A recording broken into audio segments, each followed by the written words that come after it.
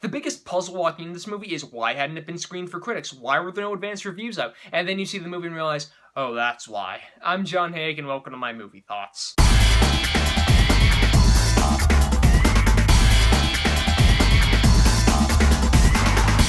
Jigsaw. So Jigsaw is, I believe, the 8th movie in the Saw movie franchise. I've seen the original Saw and Saw 2, and this movie basically follows the same beats as that movie does. There's some people trapped in a room that are being tortured by an overarching voice who's just telling them what to do and saying they need to atone for sins in their past, and if they do, they might win the game. If not, then they're basically going to be tortured until they die. All the while, there's some kind of investigation going on to figure out where these people are, why they're dying, who's killing them, because the Jigsaw killer from the first few movies apparently died like 10 years before the thing. So is it a copycat? Is it him back from the dead? Is it a relative? What could be going on? It's crazy. So we're watching this movie and thinking, alright, we could have a good premise here. And then we realize, maybe not, because here's the thing, guys. What I loved about the original Saw movie is that it felt fresh. It felt like it was something that was both psychological and investigative, and I felt like the entire thing had this kind of like spark, this flare to it, this energy that felt like something you hadn't really seen before. In Saw 2, I understand what they were trying to do. They were trying to be bigger and better and bolder, but it really just wound up being kind of a lazy rehash of the first movie while trying to incorporate some more elaborate things that just didn't wind up working out. And I will tell you this, Jigsaw, I do not think had the originality or the flair of the first movie. I do think it wound up just being kind of lazier and a schlockier version of Saw 2.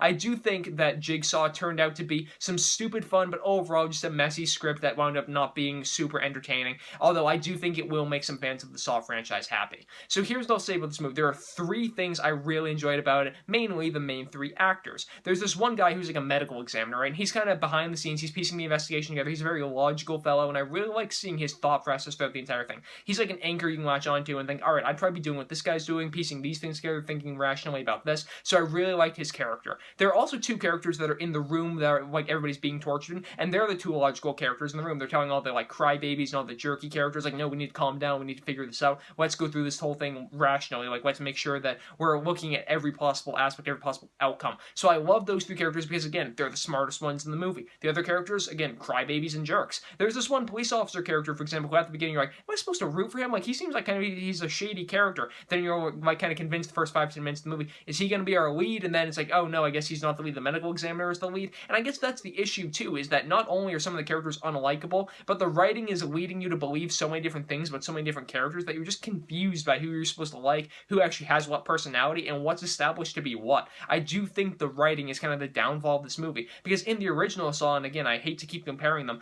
but the original Saw movie, you had these 2 characters, Cary Elwes and Leigh Whannell. They were stuck in this room. Leigh Whannell's family was kind of like, what's happening to him? And then the cops are trying to find them. Those are your 3 plots. They're in the room. There's a subplot with his family. There's a subplot with the investigation. That's it. In this movie, you've got the 5 people stuck in the room. Then you've got the medical examiner trying to figure it out. Then you've got the medical examiner's assistant who might be a sadist or might be a follower of Jigsaw. Then you've got the cops trying to figure it out. And then you've got this guy who at the very beginning of the movie might have started this entire thing. And then you've got these bodies turning up and you're like, wait a second. This doesn't feel like it has the self-containment that the original Saw had. But this one was trying to be so big and bold and brash that I'm like, alright, you're just convoluted and messy now, and there's some bad dialogue along the way, and I'm just like, I don't care about this. But here's the thing. I did give the movie a sliver of hope. Like, if we get to the end and there's a really cool twist, like there was in Saw 1, one of my favorite movie twists in history, by the way, if there's a really, really cool twist that ties it all together in a very inventive, creative way, maybe I can forgive some of the faults of the movie. And here's the thing.